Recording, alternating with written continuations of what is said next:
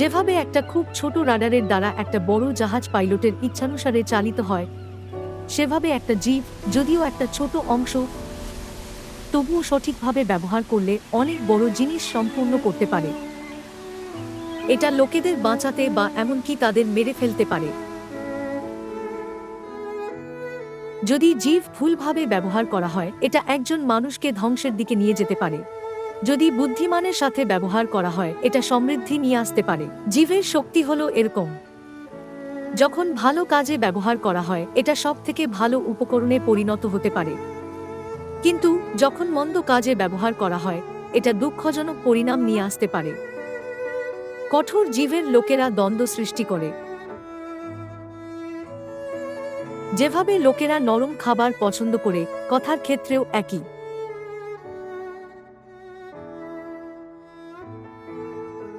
ঈশ্বরের অনুগ্রহময় বাক্যের দ্বারা আপনারা অনন্ত জীবন পেয়েছেন। আপনার জীবকে ভালো কাজে এবং ঈশ্বরের সেবায় ব্যবহার করা উচিত, যিনি আপনাকে এটা দিয়েছেন। আদিপুস্তক অনুসারে সৃষ্টির শুরু থেকে সর্প মিথ্যা বলার জন্য তার জীব ব্যবহার করেছিল। মিথ্যা জীবের দ্বারা ভ্রান্ত হওয়াকেও পাপ বলে বিবেচনা করা হয়। আপনাদের বিশ্বাসের কেন্দ্রে ঈশ্বরের বাক্য রাখা উচিত, কিন্তু পরীক্ষার সময় ঈশ্বরের বাক্যের থেকে নিজেকে ধার্মিক প্রমাণ করার বাক্য বেশি আকর্ষণীয় লাগে। মিষ্টি কথার দ্বারা প্রলোভিত হওয়া এমনকি খারাপ জিনিসকেও ভালো দেখায় এবং আপনাকে ঈশ্বরের বাক্য ভুলে যেতে পরিচালিত করতে পারে। তাই আপনাদের অবশ্যই সতর্ক থাকা উচিত। বচসা ও অভিযোগ শুরু করা হলো শয়তানের আমন্ত্রণ গ্রহণ করার মতো। অভিযোগ ও অসন্তুষ্টির কথা শোনা ঈশ্বরের প্রতি আপনার কৃতজ্ঞতাকে কমিয়ে দেয়।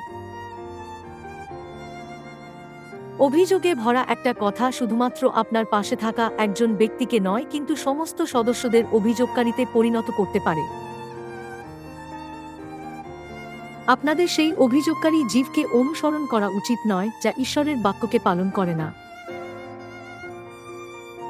ঈশ্বরের পুত্র ও কন্যাদের এমন কথা বলা উচিত যা অন্যদের গড়ে তোলে, খারাপ কথা নয় যা পরীক্ষায় নিয়ে যায়। যখন আপনারা আপনাদের উদ্ধারের জন্য ঈশ্বরের প্রতি কৃতজ্ঞতা প্রকাশ করেন, তখন সদস্যদের সুন্দর দেখায় এবং সত্যকে চমৎকার দেখায়। আমাদের সদস্যরা লোভী নয়, কিন্তু এমনকি একটি আত্মাও বাঁচানোর লক্ষ্য রাখে। তারা সত্যিই স্বর্গদূতের মতো, এর জন্য অনেক উৎসর্গ করছেন। আমরা স্বর্গরাজ্যে যেতে পেরে কতই না খুশি, যেখানে কোনো চিন্তা নেই। এইভাবে কথোপকথন করা সবসময় ভালো। তাহলে আপনারা সবাই আরো বেশি চিন্তা করবেন, আমি সত্যিই খুশি।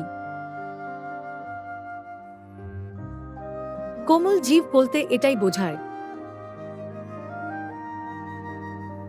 কঠোর কথার পরিবর্তে দয়া করে সবসময় নম্র কথা বলুন, যা শ্রোতার জন্য অনুগ্রহপূর্ণ এবং আনন্দদায়ক। পরিবারে স্বামী বা স্ত্রীর মধ্যে ঝগড়া বা সন্তানদের সাথে তর্ক, সবকিছু কথা থেকে উৎপন্ন হয়।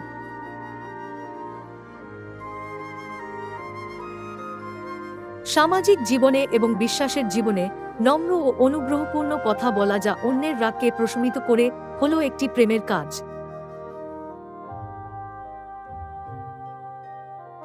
যেখানে সুন্দর কথার আদান প্রদান হয়, সেখানে হাসি ফুটে ওঠে। ভালো কথা বলা কি খুশি নিয়ে আসে না?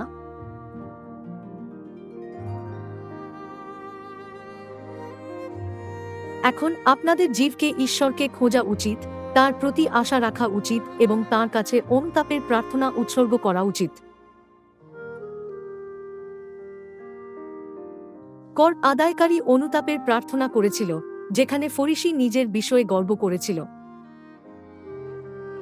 একটা জীব এমন প্রার্থনা করেছিল যা উদ্ধার নিয়ে আসতে পারেনি, এবং অন্য জীব এমন প্রার্থনা করেছিল যা ঈশ্বরকে প্রসন্ন করেছিল।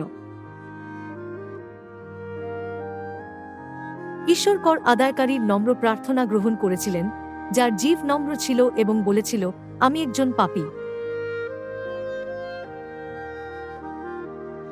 ঈশ্বরকে ধন্যবাদ দেওয়ার, তার কাছে ক্ষমা চাওয়ার এবং তার কাছে প্রার্থনা করার সময় হলো সেই সময় যখন আপনি আপনার জীবকে সবথেকে সুন্দরভাবে ব্যবহার করেন।